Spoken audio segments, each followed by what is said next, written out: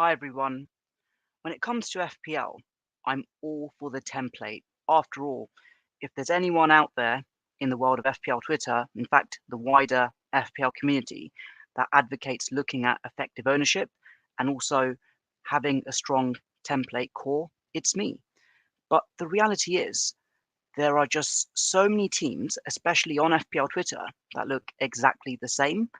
And it seems as if a lot of people are just afraid to mention the D word, differentials. And for those that aren't used to that technical term, it's basically a low owned player in Fantasy Premier League. In terms of what constitutes a low owned player, there are different parameters, but just for argument's sake, you could say that anyone that's owned by 10% or less is effectively a differential. And of course, there are different tiers when it comes to that as well. So what I'm going to do is recommend, well, I'll be careful, actually not recommend, I'm going to mention 15 differentials that at the very least you can monitor and add to your watch list. These are players who offer a lot of potential. I'm not endorsing their purchase straight away, of course not. But if you are looking for that final piece in the jigsaw, and if you've got the funds at hand, then they may be worth considering. But for the most part, just monitor them, especially in the initial game weeks, to see if they get sufficient game time. So without further ado, let's get straight into it. So for the purpose of this exercise, I'm basically going to split my differentials into 5 different tiers. That's 1% owned, 3% owned, 5% owned, 7% owned, 10% owned at the absolute maximum. So the goalkeepers, I'll go for up to 1% and up to 3%. For the defenders and midfielders, as we've got 5 players for each of those positions, I'll go for 1, 3, 5, 7, and 10% tiers. And for our 3 strikers, I'll look for 3 options at one at 1%, one at 3%, and one at 5%. And for each of those players, I'll make a case as to why we should be monitoring them. But like I've said, not purchase, just monitoring them. It's just something different, and it's just worth putting these names out there for the sake of just having something different. So let me just zoom out. So I'm going to go to the goalkeepers first of all, and I'll sort by percentage. So I'm looking for a 0 hero, as it were, someone that's owned by less than 1%. And the first goalkeeper that I'm going to select, and that is less than 1%, it's Trafford. So James Trafford made a move from Manchester City to Burnley during the summer, and also played a starring role for England at the Euros, at the Under-21 Championships. A lot of potential there. Of course, Burnley have a tricky run of games, and this isn't the Burnley of old. This is a very attacking Burnley, so they may be prone to conceding goals. And I think that there'll be plenty of other 4.5 goalkeepers that arguably may be more suitable. But one of the benefits is for a team like Burnley, you're going to get a lot of saves as well. And Trafford seems like an exceptional talent. I'm not sure how long Burnley are going to actually be able to hold on to him. But that's my first differential in the goalkeeping department, and that's Trafford. So we'll now bump it up a tier to 3%. And the next goalkeeper that catches my eye, that meets that requirement, is Crystal Palace's Sam Johnston. Only owned by 1.3%. Was very surprised by that. He was playing for Palace in the remaining matches towards the end of the season. I've not heard anything otherwise as to him not being the starting goalkeeper. Of course, they've got Leaue in the team as well, and he'd certainly be fighting for his own place in the team there. But I feel that Johnston is also being overlooked. I'd actually argue that if you had to choose between Trafford and Johnston, there is a case for Johnston to actually being a starting goalkeeper in your own team. But for the purpose of this video, for my differentials, he meets that requirement, and he's definitely worth considering. And if from all the players I actually mentioned, he might be one potentially worth buying. So those are your differential goalkeepers. Now onto the defenders. I'll start off with my zero hero, as it were, and I'm actually going to go for someone who is an experienced Premier League player, and it's someone who has been playing to some degree in pre-season as well. But the question is this person going to be a regular starter? And I can't say for certain right now. And it's an England international. I believe he's been listed in multiple positions throughout the years in FPL, and it's Ashley Young. I believe he's 38 years old now, 4.5 million, less than 1% owned. Of course, we know that Everton have a generous run of upcoming games from the first three. And again, it's just one to monitor. We know he's got that attacking prowess. And one of the weaknesses that Everton had last season was their defence. So is there a case for him to potentially start? Who knows? But like I've said, just one to monitor for those initial game weeks. And now then, we'll move on to our next tier. So that's the 3% tier. And in this instance, it's a player who actually did actually quite well for the club that he was loaned at last season. And he's actually back at his original club. I've not heard of any transfer news for him getting a move away. In fact, I think he'll probably start for his current club, and it's at Chelsea, and it's their defender, Colwill. So he's 2.2% owned right now. And from all the lineup projections that I've seen so far, he's very likely to be a starter for Chelsea this season. And I think with Fofana being injured as well, I know they've signed a replacement as well for Fofana. Very good chance that Colwill starts.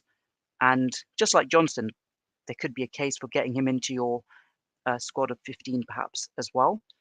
But that's one name that really is one not only to monitor, but one that you could have as a fifth or fourth defender potentially. You probably don't want to start him against Liverpool in the opening game if you did get him in, but he's one that you definitely need to consider. So now move on to our up to 5% owned defender, and he actually got quite a few attacking returns towards the end of last season. And I'm going to go to Tottenham, and it's Pedro Porro, who is 3.8% owned.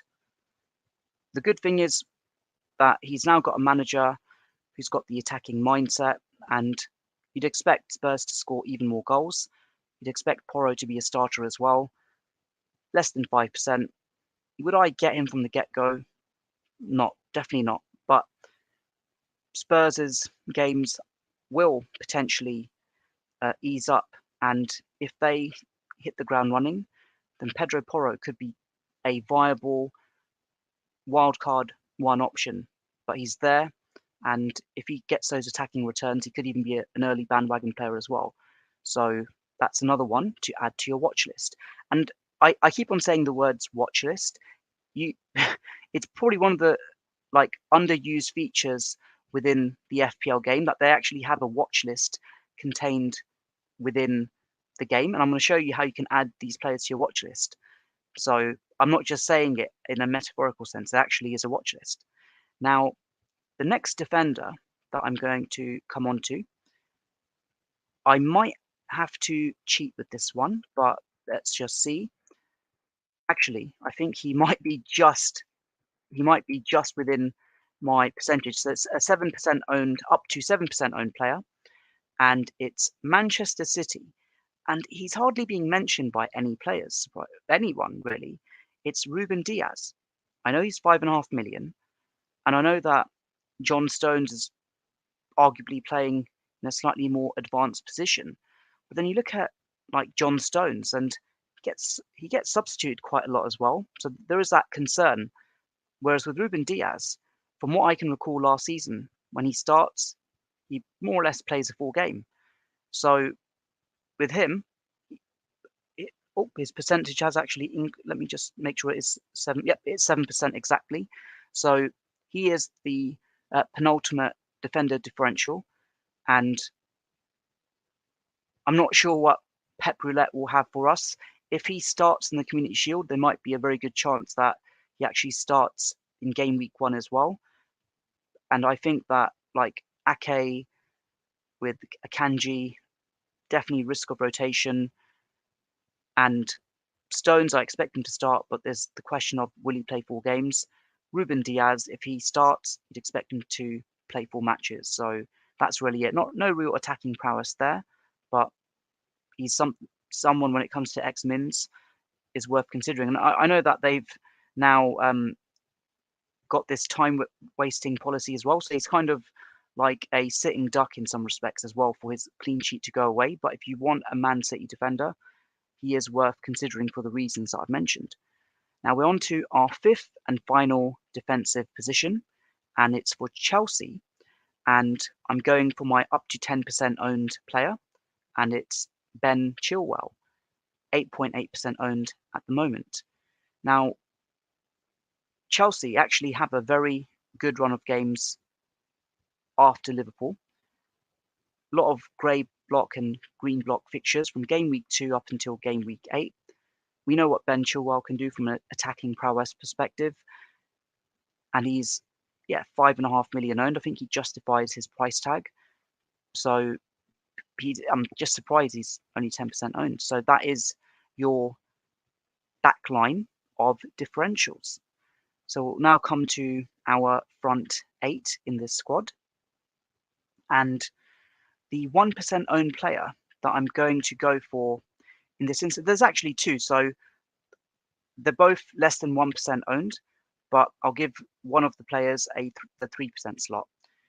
So it actually surprises me that this player has hardly been mentioned at all. So I'm going to go to Everton. They were struggling for goals last season. And if there's anyone who's going to score goals for Everton right now, I know there's issues with Calvert-Lewin having fitness issues, but there's a midfielder who arguably can play almost as a de facto striker, and it's Danjuma, 0.5% owned for Everton. Seems like there's been some potential with the friendlies. I kind of feel that you look at this Everton squad right now, if there's anyone who's going to score goals, arguably, okay, perhaps a Doucouré, it literally is Danjuma. If Everton score, Danjuma should be involved. So at 0.5% owned, 5.5 million, he's definitely one to add to watch list as well. And then the other player for the 3% category, even though he's also less than 1% owned, hardly mentioned by anyone. We go to the Brighton assets, everyone mentions Mitoma. Everyone mentions Gross. They mention Enciso, mention March, but there he is. Simon Adingra, 0.5% owned. And what's interesting is that Brighton actually signed him last season. And he went out on loan, I believe, to a Belgian club and did all right on loan. But what I find fascinating is Adingra has actually been playing regularly for Brighton in their pre-season friendlies, and he's done fairly well as well for them. Now, I'm not saying that he's going to start. There's going to be a lot of like challenges for Brighton players to get like a healthy number of X-Mins this season, especially with the sheer number of quality attackers that they just find from nowhere. But with Adingra in particular, there is a lot of potential there. And I'm not sure where he's going to slot in exactly, but he's someone that looks like a very exciting prospect. And yeah, I'm not going to buy him for game week 1, of course not. But if you want someone that could be significant in terms of the prowess that they have, obviously not proving the Premier League right now, then he's definitely one to add to watch list as well. So we've done our 1%, we've done our 3%, and now we're on to our 5% midfielder. And for this one, I've got to put my hands up. I think I might have to cheat on this one slightly by a fraction of a percentage, by 0.1% if I'm allowed to do so. And I'm going to Aston Villa. So for my up to 5% owned player is actually 5.1%. And it is Diaby. Moussa Diaby, Aston Villa, looked lively in pre-season. Seems like someone who'd fit in nicely under Emery's system. Is he going to be a regular starter? There's definitely a case for it. At 6.5 million, in terms of what he offers, in that category, that you've got Mbeumo, you've got Mitoma as well.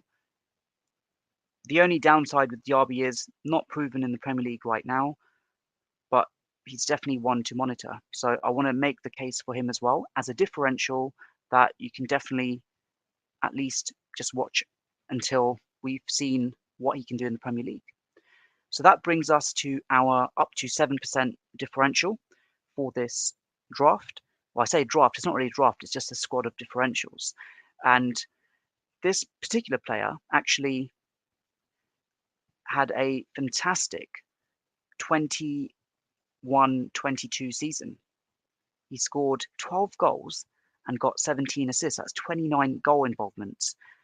And arguably, we expected more from him last season. He only had 15 goal involvements last season in the Premier League, but he is a winner of a European Cup. I'll be careful with that wording, but technically he did win a European Cup last season. And it's West Ham's Gerard Bowen.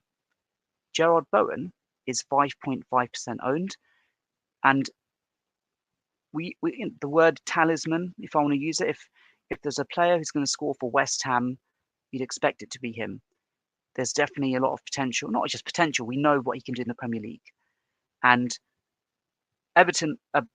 West Ham will have a tricky run when they begin their Europa League campaign as well. There's no doubt about it. But they do have a good run of upcoming games. And he's definitely one who can do the business if West Ham hit the ground running. So on to our final midfielder for the up to 10% category.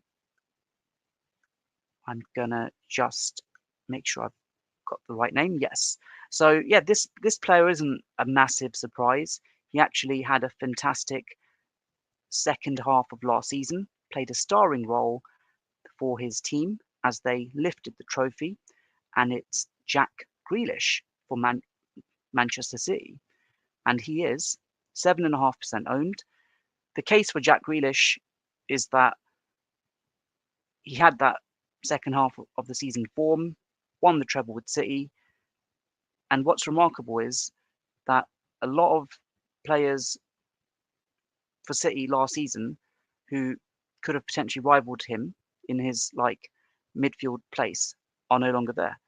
So has his X-Mins increased for Man City? You could say that could be the case.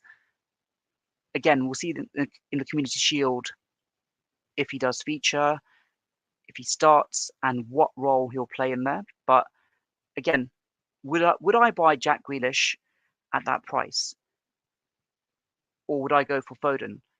Who is the safer pick between them? Who knows? I can't really make that call. I know a lot of people will go for Foden for the upside potential, but we know what Jack Grealish can do, and yeah, just being completely overlooked. I've not seen Jack Grealish, in fact, in any drafts on FPL Twitter, and he is a differential, and he's staring at you right now.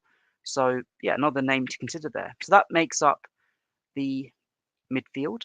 I think there's a lot of quality names so far.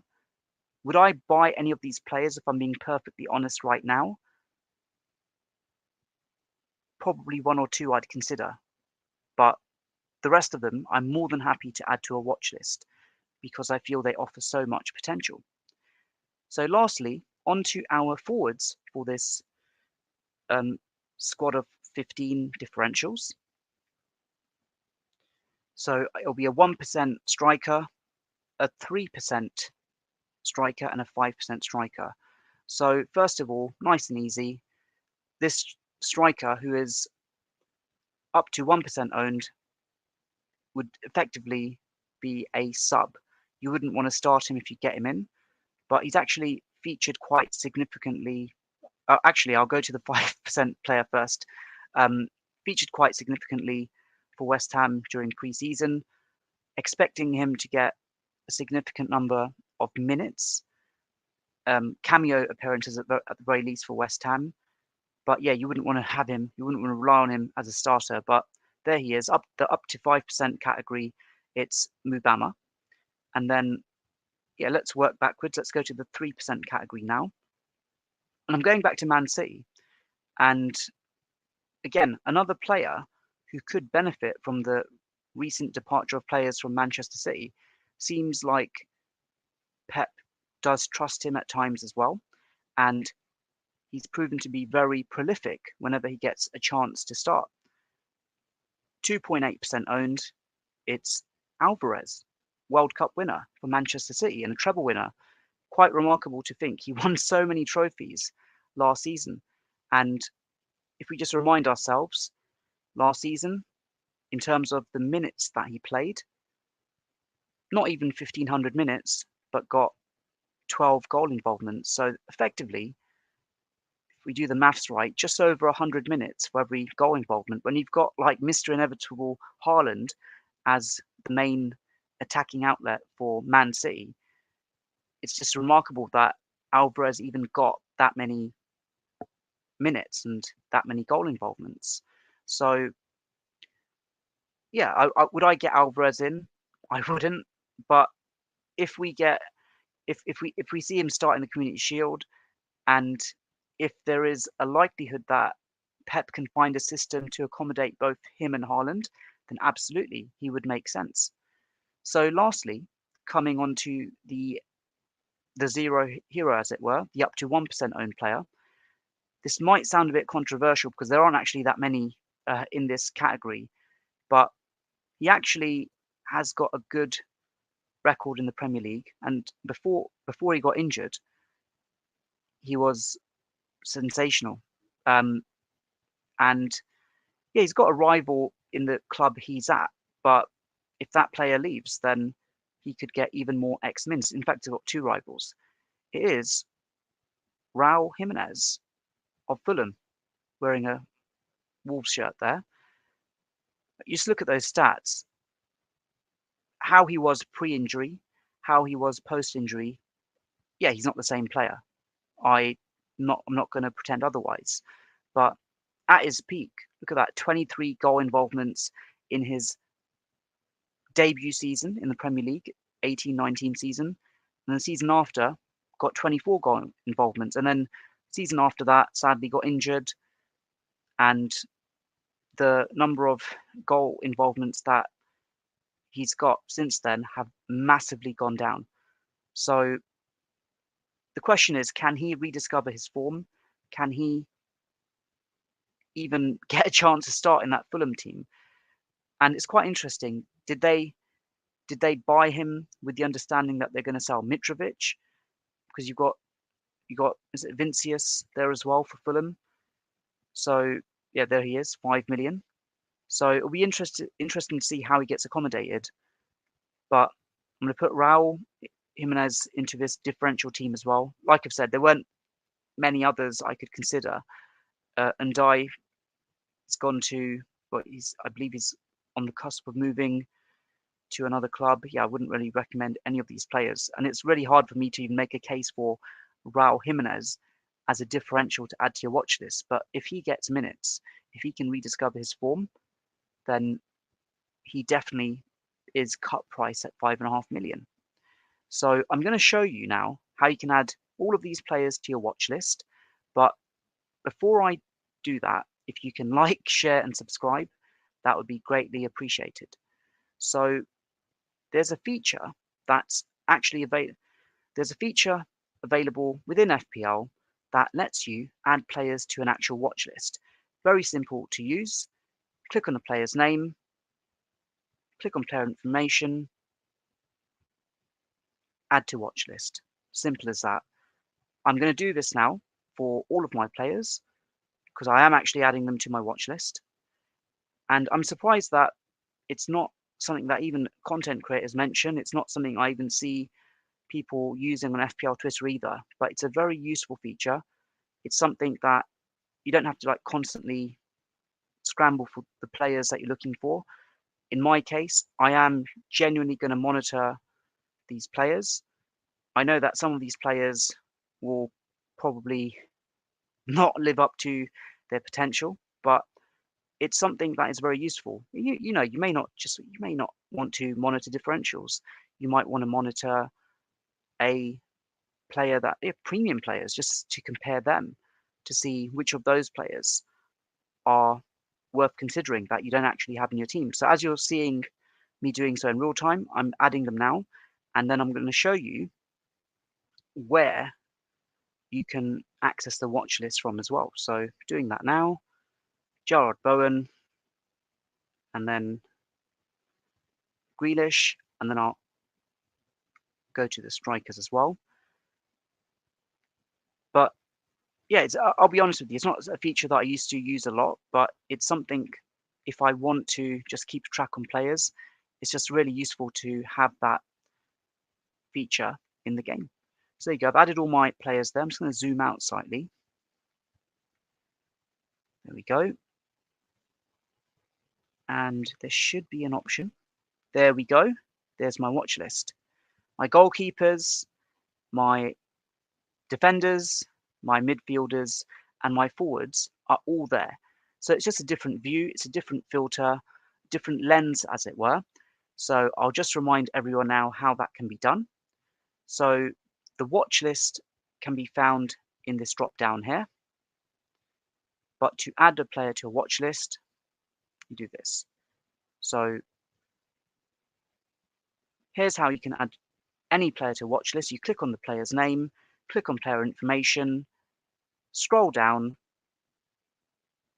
add to watch list, close the window, go to the player selection drop down, and under all players, you select this drop down watch list, and all the players I've added are here in my watch list.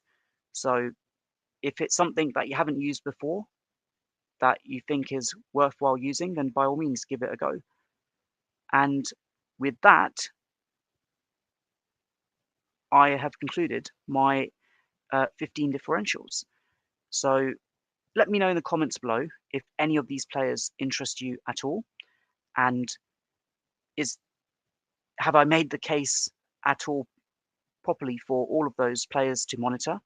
And as mentioned, if you're able to like, share, and subscribe, that would be greatly appreciated.